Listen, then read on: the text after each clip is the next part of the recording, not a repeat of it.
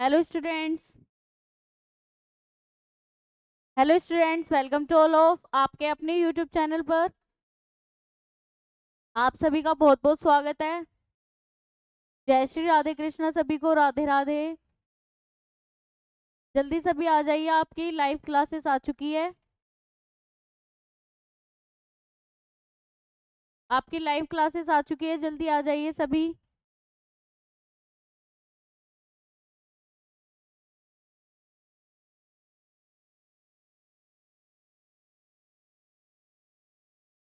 Very good, जल्दी आ जाइए सभी, फिर क्लास स्टार्ट करते हैं। देखिए, आज हम जो क्लास में पढ़ेंगे वो पढ़ेंगे हुंस रूल एप्लीकेशन, मतलब हुंस रूल को कैसे अप्लाई किया जाता है और उसमें से अनपेयर्ड इलेक्ट्रॉन कैसे निकाले जाते हैं। ये मोस्ट इंपोर्टेंट क्वेश्चंस है। अनपेयर्ड इलेक्ट्रॉन आते हैं और ये टॉपिक आपका 12th क्लास में भी आएगा। तो यहाँ आप एक बार 11th क्लास में समझ लो, उसके बाद तुम्हें 12th क्लास में इसमें ज्यादा प्रॉब्लम्स नहीं होंगी। ठीक है, जल्दी जल्दी सभी यस कर दीजिए, जल्दी आ जाइए सभी।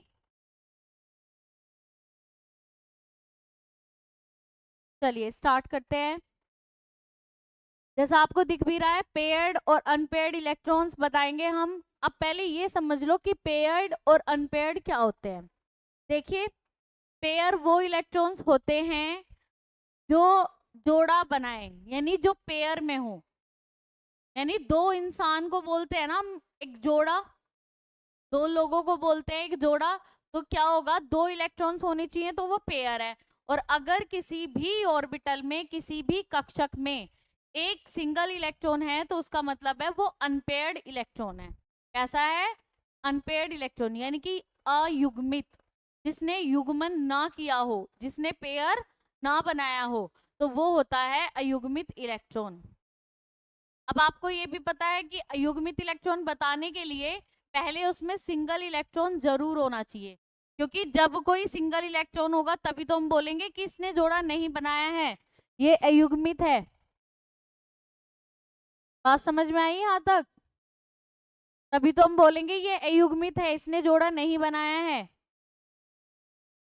चलिए स्टार्ट करते हैं।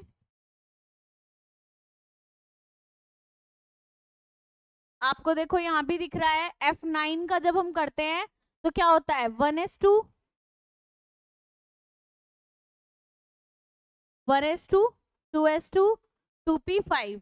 अब देखो 1s2 किस तरीके से भरते हैं, 2s2 किसी तरीके से भरते हैं 2p5 के लिए। ये 1s2 है, ये 2s2 है और ये क्या है, 2p5 है। First electron, second electron, third electron, fourth electron, fifth electron. ठीक है, हम इस तरीके से भरेंगे और अनपेयर्ड इलेक्ट्रॉन बताएंगे। बात क्लियर है यहाँ तक सभी को? चलिए जल्दी जल्दी स्टार्ट करते हैं।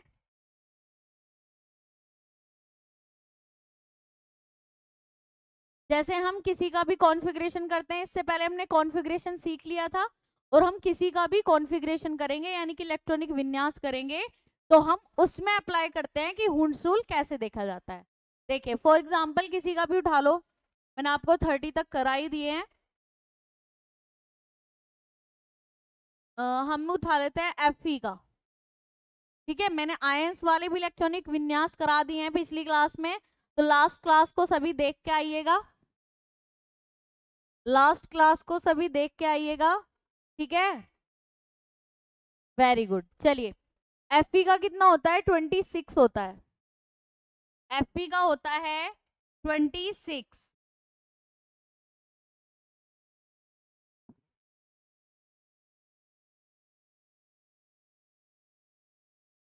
क्या होता है Fe का? 26। मेरी वॉइस आ रही है आप सभी को? Very good. Fe का होता है 26। और कैसे करते हैं, 1s2, 2s2, 2p6, 3s2, 3p6, 4s2, 3d6, यही होता है 4s2, 3d6। ठीक है, तो अब देखें, यहां तक तो कंप्लीट है। भाई यहाँ तक तो कंप्लीट है, तो यहाँ तक तो हम हुंड्स रूल कैसे भी दिखा दे वो उस तरीके का ही दिखेगा। ठीक है, ये यहाँ तक कंप्लीट है, यहाँ तक 4s2 तक दिख रहा है ना आपको, 1s2 2s2 2p6 3s2 3p6 4s2। तो हम इनमें क्या करते हैं अनपेड इलेक्ट्रॉन बताने के लिए, लास्ट में जो हमने फिल किया था ना इलेक्ट्रॉन, जो हमारा वैलेंस इलेक्ट्रॉन होता है, वैलेंस इलेक्ट्रॉन वो होता है जो सबसे लास्ट में फिल होता है। तो पहले 4s2 में भर ही चुका था, फिर उसके बाद में 3d में 6 इलेक्ट्रॉन्स गए हैं, तो वैलेंस इलेक्ट्रॉन तो ये हो गए। तो अब हम 3d6 में लगाएंगे क्या, हुंड्स रूल। 3d6 में लगाएंगे हुंड्स रूल। तो d में कितने ऑर्बिटल होते हैं, 5, 1 2 3 4 5। अब 6 इलेक्ट्रॉन भरेंगे, तो हुंड्स रूल के अनुसार हमने क्या सीखा था, हुंड के नियम अनुसार हमने सीखा था कि पहले हर ऑर्बिटल में सिंगल सिंगल इलेक्ट्रॉन जाएगा। ठीक है, चलिए भरते हैं, 1 2 3 4 5 एंड 6 हो गए। अब देखते हैं इनमें, ये तो हो गया हुंड्स रूल यहां तक। अब बताएंगे अनपेयर्ड इलेक्ट्रॉन, क्या बताएंगे हम, अनपेयर्ड इलेक्ट्रॉन,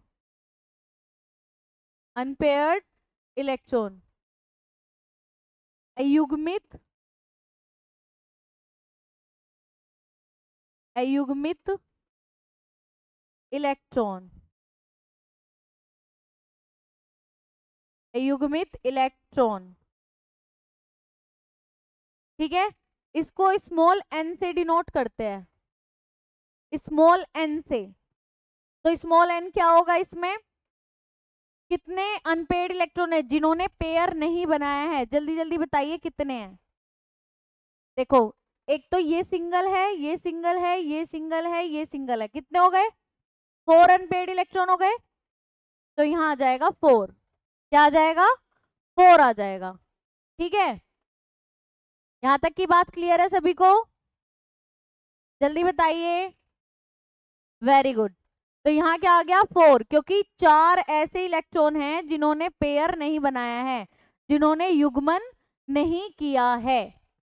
ठीक है, अब देखिए एक और पूछा जाता है, यही मैं तुम्हें आगे तक के लिए बात बता दूं कि एक पूछा जाता है magnetic moment, magnetic dipole moment, moment बोल दो अभी, मैग्नेटिक मोमेंट यानी चुंबकीय आघूर्ण आएगा, ये तुम्हारा टॉपिक चुंबकीय आघूर्ण।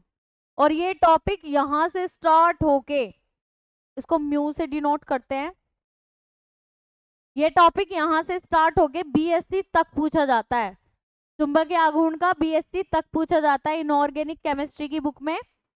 इसका फॉर्मूला याद रखना, √n n+2, √n n+2। अब इसमें ये बताइए n की वैल्यू क्या है, इसमें बताइए n की वैल्यू क्या है, n की वैल्यू क्या थी, 4, तो यहाँ पे रखेंगे 4। अब क्या, 4 और 2 6, और 6 4 जा 24, वेरी गुड, 6 4 जा 24।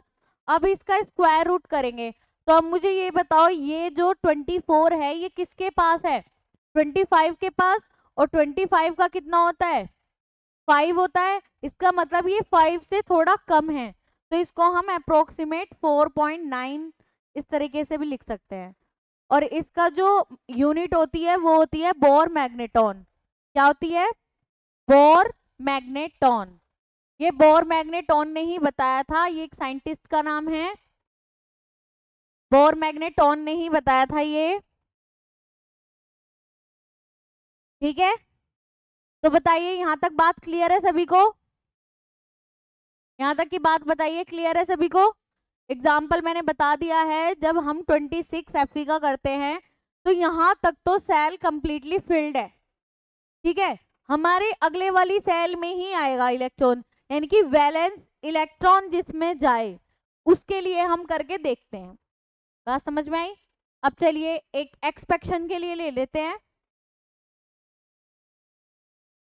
क्रोमियम, क्रोमियम में बताया था मैंने एक्सपेक्शन 24 क्रोमियम, यानी अपवादित है ये इसका इलेक्ट्रॉनिक विन्यास।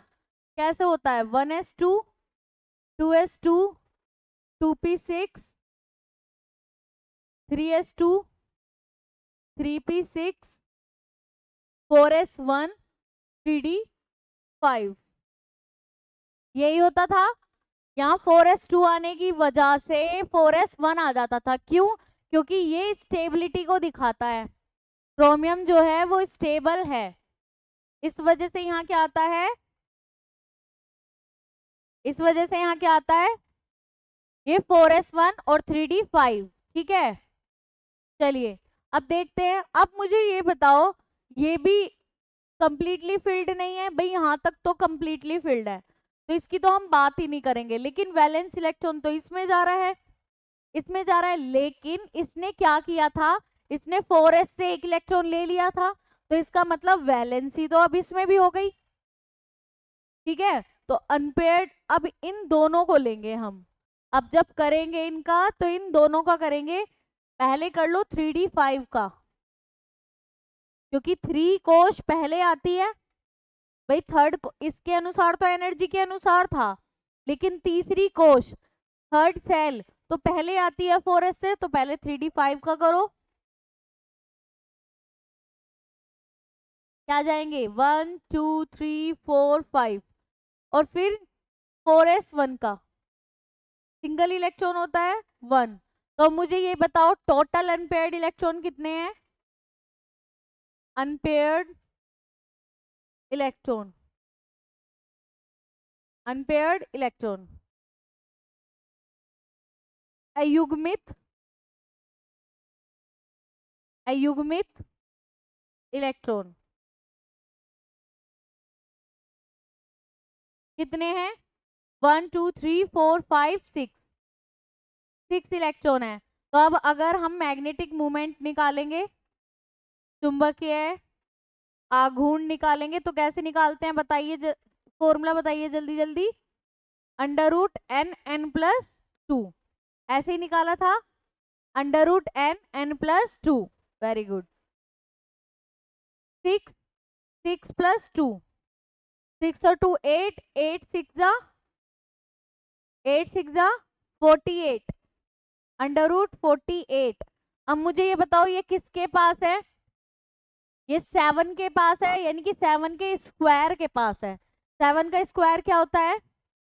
49, और ये 49 के पास आ रहा है ये नंबर, तो 49 से यानी कि 7 से थोड़ा कम, तो 6.9 समथिंग होगा, आप देख लेना चेक करके, 4 मैग्नेटॉन। ठीक है, ये मैंने आपको अप्रोक्सीमेट बताया है, अप्रोक्सीमेट कि किस तरीके से हम जल्दी निकाल सकते हैं।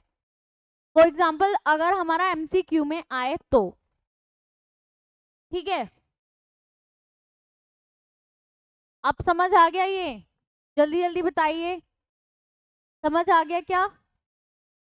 वेरी गुड, बहुत सही बता रहे हो, जल्दी जल्दी बताइए। और वेरी गुड, चलिए नेक्स्ट देख ले एक बार, आयंस का देख लेते हैं कि आयंस में कैसे निकालते हैं।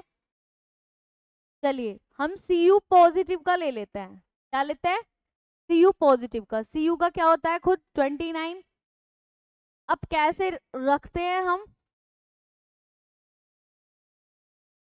अब बताइए, 29 होता है इसका खुद का, तो पहले तो Cu सिंगल का ले लो, 1s2 2s2 2p6 3s2 3p6, और यहाँ पे क्या जाता है? 4s1 और 3d10 जाता है, ना कि 4s2 और 3d9।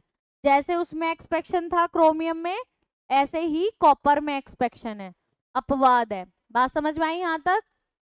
अब Cu पॉजिटिव का करते हैं। पॉजिटिव का मतलब क्या है? मैंने आपको कल भी बताया था कि पॉजिटिव का मतलब है एक इलेक्ट्रॉन को देना, जितने पॉजिटिव आएंगे उतने ही वो इलेक्ट्रॉन को दे देगा, और देगा कहां से? लास्ट शेल में से, अंतिम कोश में से। बात समझ में आई? तो ये बताओ 1 2 3, 1 2 3 एंड 4, तो सबसे लास्ट शेल कौन सी है? 4। तो पहले बाहर से जाएगा, यानी पहले गेट पे से इलेक्ट्रॉन जाएगा, तो 4s2 2s2 2p6 3s2 3p6 और लास्ट वाली शेल तो हमारी ये है, तो इसमें ये कट जाएगा और क्या आ जाएगा 3d10। तो हम वैसे तो यहाँ तक फुल्ली फिल्ड है, आपको कंप्लीटली पता चल रहा है, लेकिन फिर भी हम लास्ट उठा लेते हैं क्योंकि यहाँ तक तो वैसे भी हमें दिख रहा है कि फुल्ली फिल्ड है, फिर भी हम 3d10 उठा लेते हैं दिखाने के लिए, हुंड्स रूल अप्लाई करने के लिए। लास्ट के 2 या 1 उठाना है आपको, ठीक है, बाकी सेल से कोई मतलब नहीं है, या तो लास्ट की 2 शेल्स उठाओ या 1, ठीक है। 1 2 3 4 5 6 7 8 9 10। अब आपको तो दिख गए होंगे, क्या कोई भी अनपेयर्ड इलेक्ट्रॉन है? कोई भी अनपेयर्ड इलेक्ट्रॉन है क्या? नहीं है, तो अनपेयर्ड इलेक्ट्रॉन क्या है 0, और जब अनपेयर्ड इलेक्ट्रॉन 0 है तो मैग्नेटिक मोमेंट यानी म्यू की वैल्यू भी क्या हो जाएगी 0, ठीक है 0। बात समझ में आई यहाँ तक? यहाँ तक क्लियर है सभी को? चलिए एक और क्वेश्चन ले लेते हैं। 11 का नहीं लेते, 7n इसका ले लेते हैं, ठीक है। इसका क्या होता है 1s2 2s2 2p 2p कितना होता है 4 7 होता है ना इसका, तो 2 और 2 4 4 और 4 8, नहीं 2p3 आएगा 2p3। अब लास्ट में क्या है, ये तो कंप्लीटली फिल्ड है, लास्ट हम ये उठाएंगे 2p3 उठाएंगे, तो p में कितने ऑर्बिटल होते हैं 3 और सिंगल इलेक्ट्रॉन 1 2 3, तो अनपेयर्ड इलेक्ट्रॉन कितने आ जाएंगे, अनपेयर्ड इलेक्ट्रॉन कितने हो जाएंगे यहाँ पर 3, यानी n की वैल्यू क्या हो जाएगी 3, और n की वैल्यू 3 तो म्यू √n प्लस 2 यानी मैग्नेटिक डायपोल मोमेंट चुंबकीय आघूर्ण क्या जाएगा 3 प्लस 2, तो 5 और 5 3 जा 15, तो ये किसके पास है 16 के पास है, 16 के पास है, तो 16 का क्या होता है 4, तो इसका क्या हो जाएगा, या तो 3.89 आएगा या फिर 3.9 के समथिंग में आएगा, आप चेक कर लेना,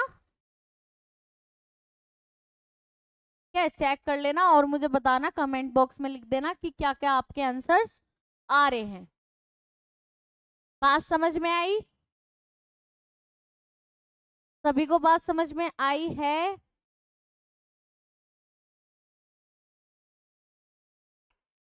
चलिए नेक्स्ट देख लेते हैं 6c। कैसे करते हैं 1s2 2s2 2p2, तो 2p2 के लिए करेंगे क्योंकि पहले तो भरी हुई है और मैंने बताया कि आपको लास्ट से लेना है 1 2। अब मुझे इसमें बताओ अनपेयर्ड इलेक्ट्रॉन कितने होंगे, अनपेयर्ड इलेक्ट्रॉन कितने होंगे जल्दी बताइए, 2 2 जल्दी जल्दी बताइए,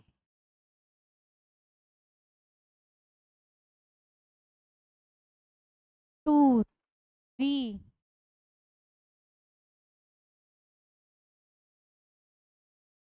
3 कौन कौन बता रहा है,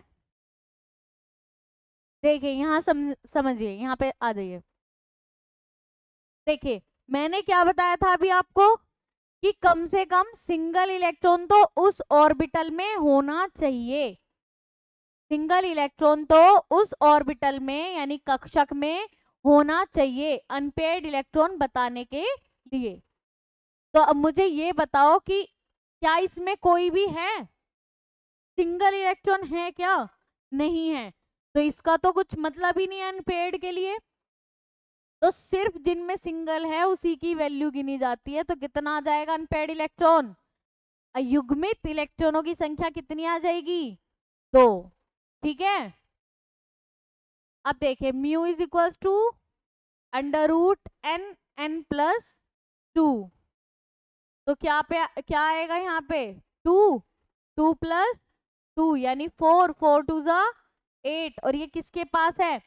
9 के पास है, तो इसका क्या आ जाना चाहिए? 2.89 के समथिंग आ जाना चाहिए बोर मैग्नेटोन। और ये सब आप बताओगे, कमेंट बॉक्स में लिखोगे सभी कि क्या क्या एग्जैक्ट वैल्यू आई है। स्क्वायर रूट सबको करना आता है, आता है ना सभी को करना? अब बताइए जल्दी जल्दी, आपको समझ में आई है आज की क्लास? मैंने ये टॉपिक भी आपका एडवांस बता दिया है कि हम मैग्नेटिक डायपोल मोमेंट भी कैसे निकालते हैं। मैग्नेटिक यानी चुंबकीय आघूर्ण, चुंबकीय आघूर्ण कैसे निकालते हैं।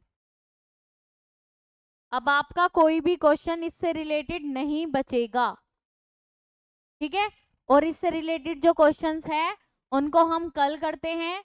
आज की क्लास यहाँ तक ही रखते हैं, तो जल्दी जल्दी बताइए आज की क्लास समझ में आई सभी को?